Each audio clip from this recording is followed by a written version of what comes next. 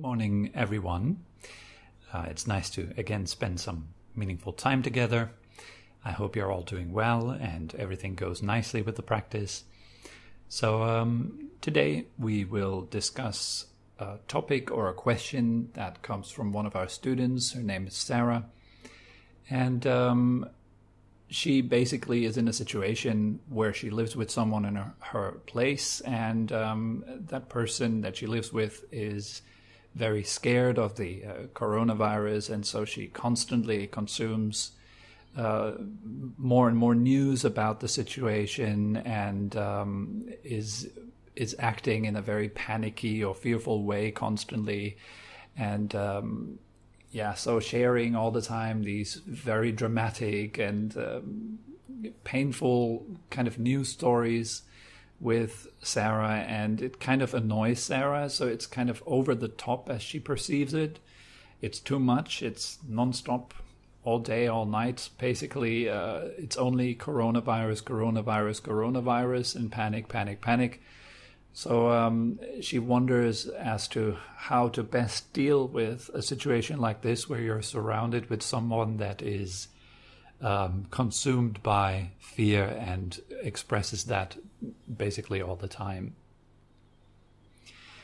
Okay, so I think this is a question of whether or not to avoid discomfort and how to make that choice, and how to deal with both of those situations. The first situation where you are able to avoid discomfort, and the second situation where you are unable to avoid discomfort, where you have to face up with difficult situations and uncomfortable scenarios, and you can't really escape in any way.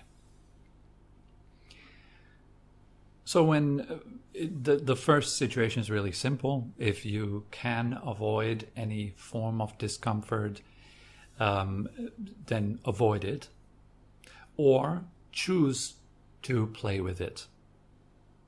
So you have these two ways for the first situation, right? So you can avoid it, so you don't deal with it, you're not steering up the mind, you're not losing energy to something that is uncomfortable, that is eating up your energy. That is generally a good choice, and you can do that whenever you can, right? Some people, when they're on the path and they practice a mind training or meditation, they might, however, also use a situation where they could avoid discomfort by facing it, actually facing up with your discomfort and dealing with it and playing with it and trying to understand it. And since you always have the freedom to leave the situation, you can then safely play with it. Maybe explore it, discover what it is within you that goes into resonance with that discomfort, and so forth. The second situation, where you cannot avoid discomfort, also happens to all of us very frequently, I think. We are faced with something that we can't avoid. For example, stuck in a traffic jam on the way to work, having an important appointment ahead of you, and you know that you're going to miss it because of this traffic jam. So this is unavoidable. You can't do anything about it. Being diagnosed with a severe condition, an illness or something, this is also unavoidable. Slipping, falling down, breaking your leg. So once your leg is broken, this is unavoidable.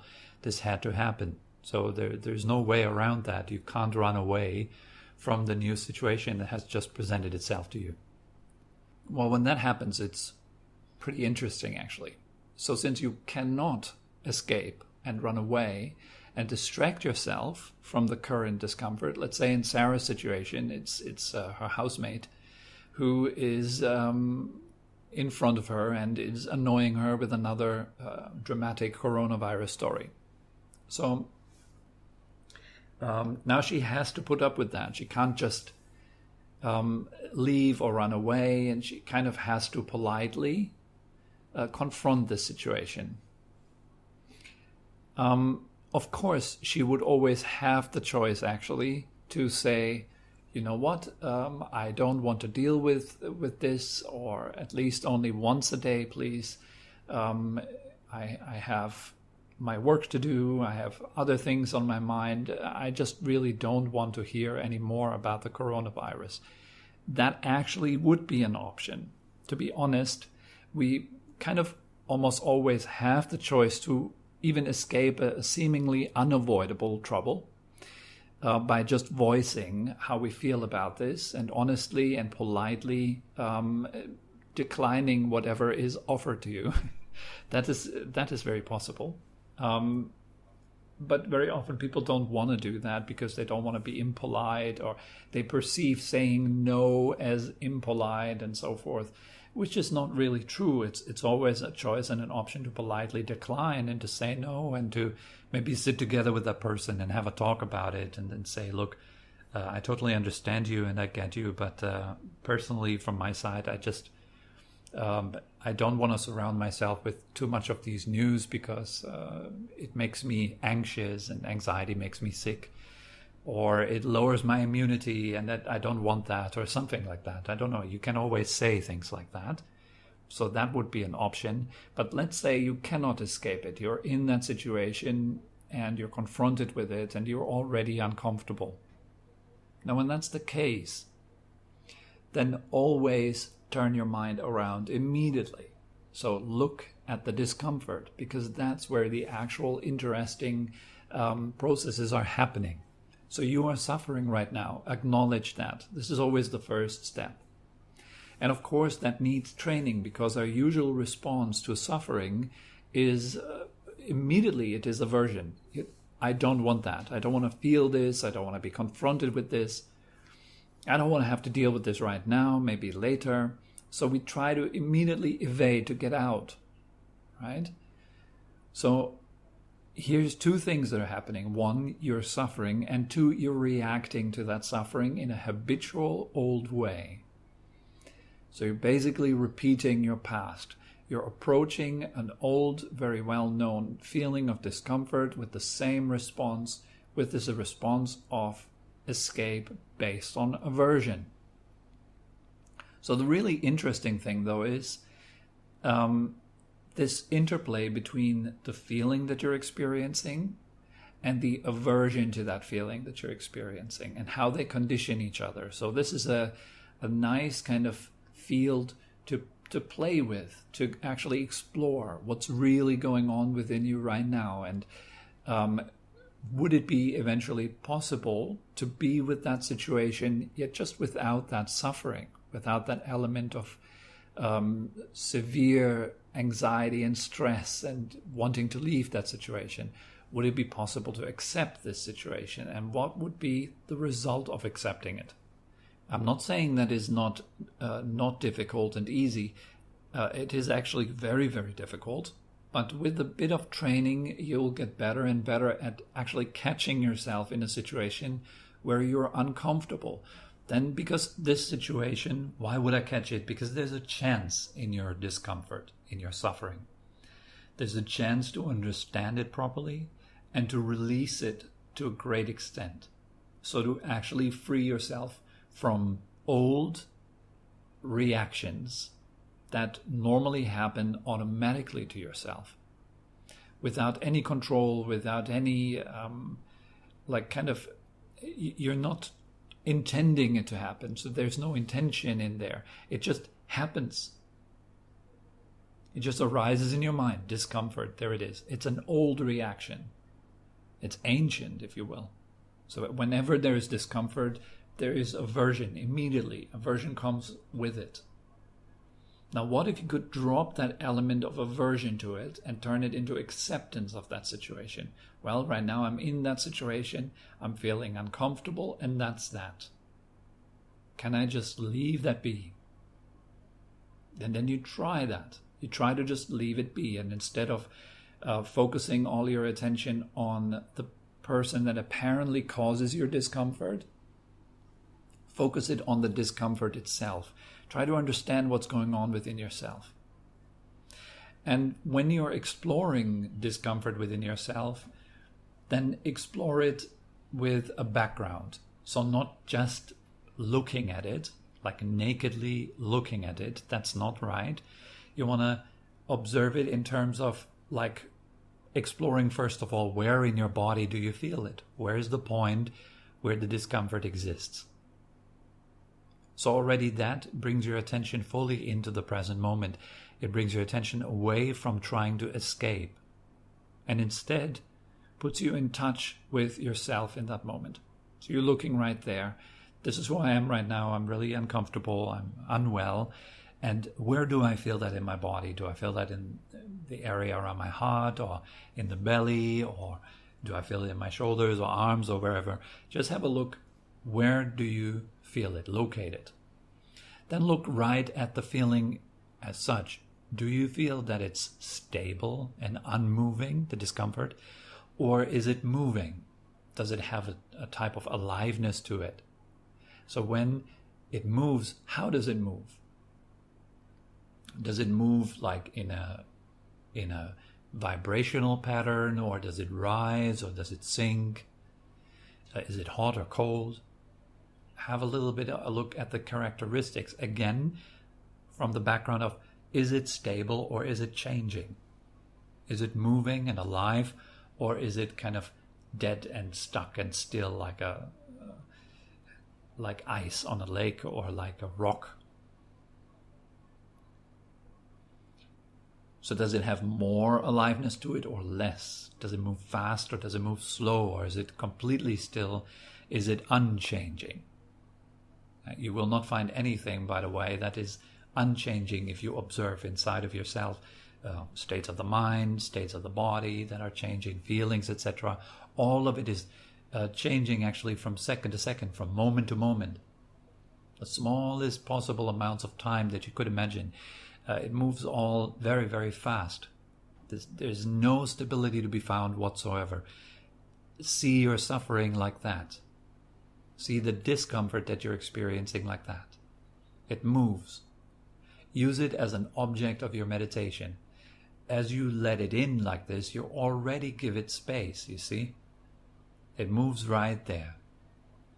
The fact that you allow it to move and that you see it move, that you're not trying to get rid of it or push it away, is already showing that you're accepting it, at least partially. There might still be the element of aversion to it, though.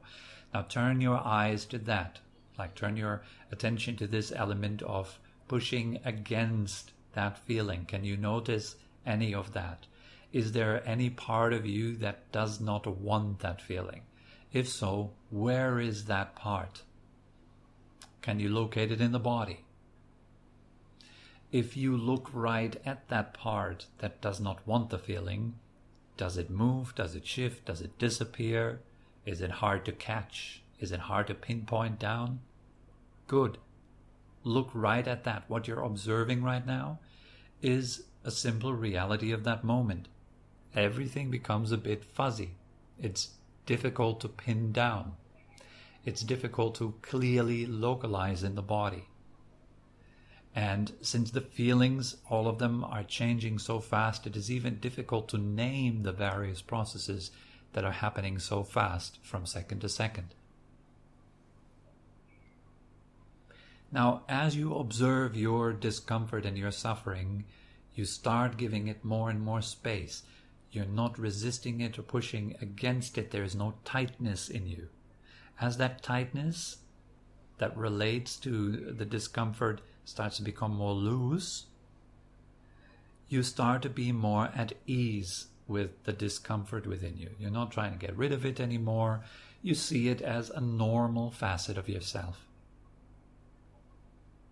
That kind of discomfort that is a reaction to, the aversion that's a reaction to the discomfort, and the discomfort itself, both are a normal facet of every human being. We all have discomfort and we all have aversion to it.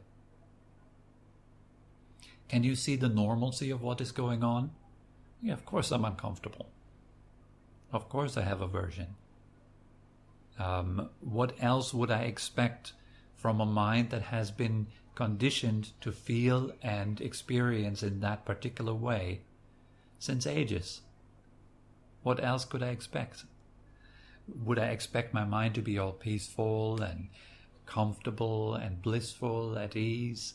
as I'm confronted with a situation that I normally consider to be uncomfortable? Of course not. That would be unrealistic, right? Expecting something other than the things that are already conditioned into ourselves, into our minds. So that's another way of really making a bit more peace with what's going on. It is seeing clearly that it's pretty normal to feel these feelings. Another way of deepening that peace is that it's seeing that they are, in fact, what's really going on is it's just feelings.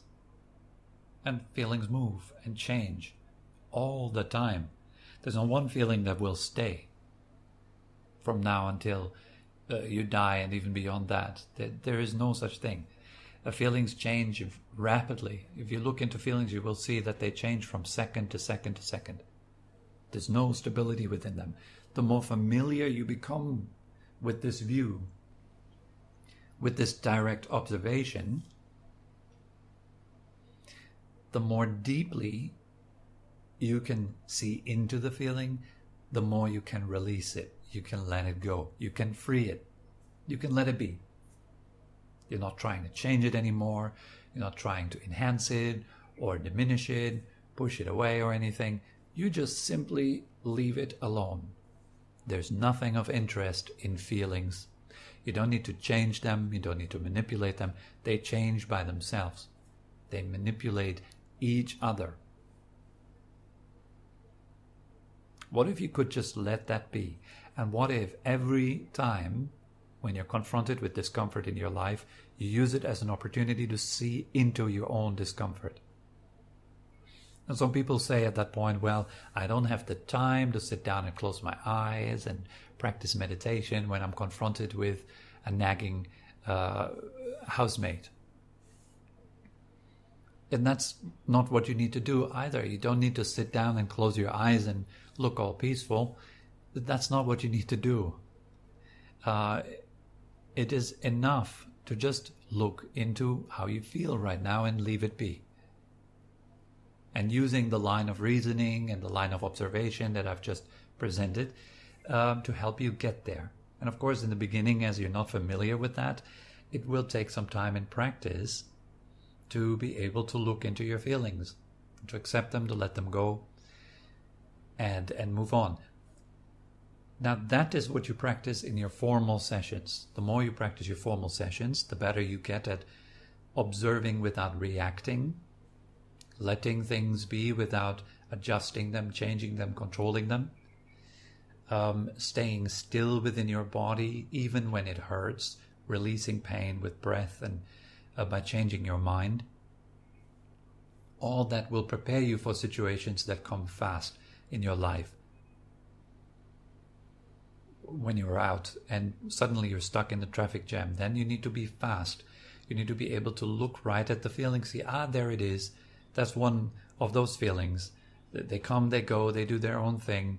Could I just let them come and go? Just leave them be. It's not my business. Just coming back to the breath, or just looking at them coming and going. Being okay with being uncomfortable, etc. All that comes from your training on the mat. When you're good with your training on your mat and you're sitting regularly, then this will be easy in the traffic jam. It will be easy when your housemate comes and nags you.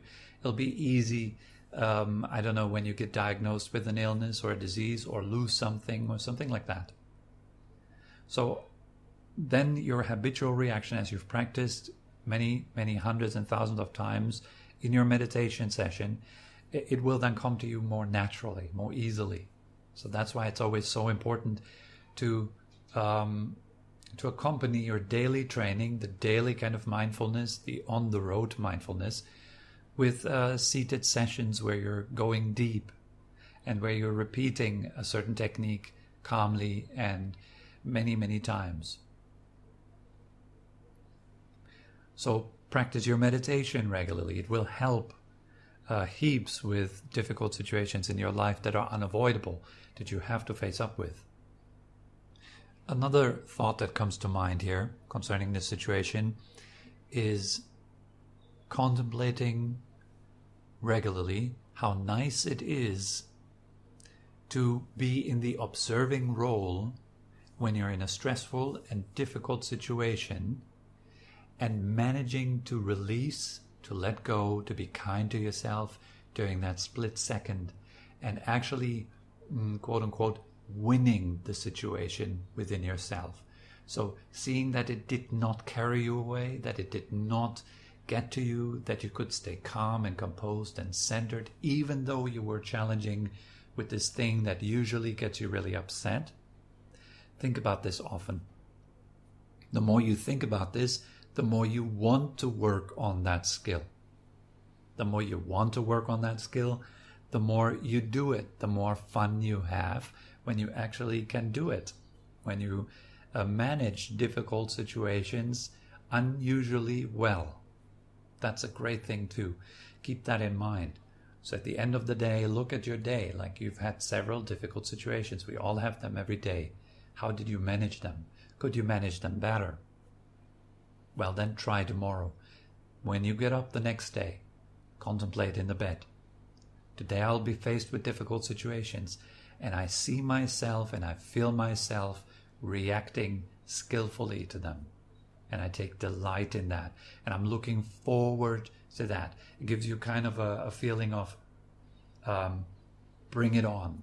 I'm looking forward to challenges because they will help me to release old rubbish.